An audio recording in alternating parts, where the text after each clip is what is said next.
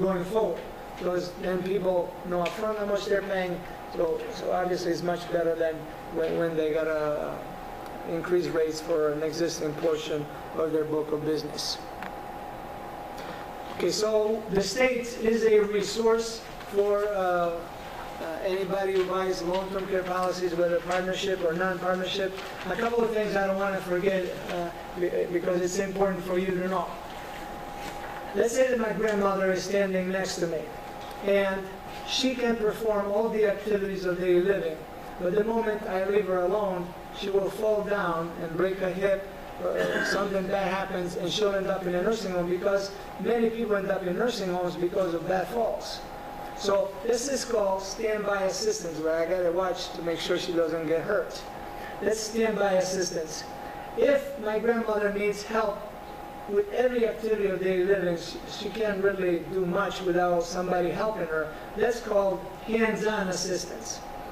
So all partnership policies include language in the policy that is clear, that says that standby assistance will be paid for the individual once they qualify for benefits.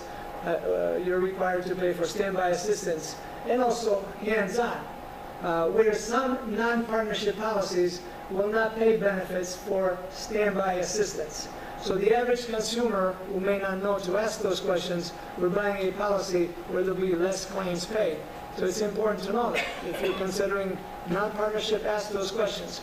Also, out of the 7 insurance companies that we have selling partnership policies, none of them have a mental nervous disorder exclusion, where some non-partnership policies may say organic conditions may not, certain conditions in organic may not be covered. You need to be clear on what's covered, what's not covered. Mental and nervous disorders under the partnership, we don't have an exclusion through the 7 insurance companies that we have. Another point where the insurance company is required to meet our standards, and we have put these requirements in place to help us all as consumers down the road, because would you want to have language in the policy that says in the future, if you need help with a cognitive impairment such as Alzheimer's, the insurance company will use some tests to determine if you qualify for benefits or not.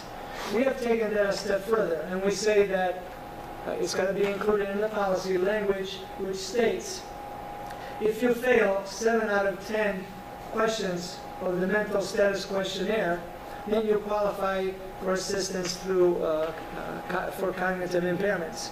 Also, if you fail 3 out of 4 questions out of the Folstein test plus some behavioral issues, then you qualify for benefits. So we have tried to include more specific language in the policies, so this way 10, 15 years later, when you have other people interpreting the policies, the language is included in there. So all these steps, again, are there to try to help the consumer as much as possible. Okay, so having said that, I'll be more than happy to take other questions. Yes?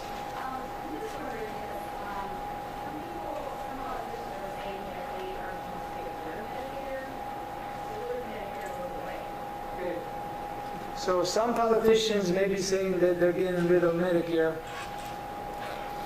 and some politicians are saying anything they want to say. So I honestly cannot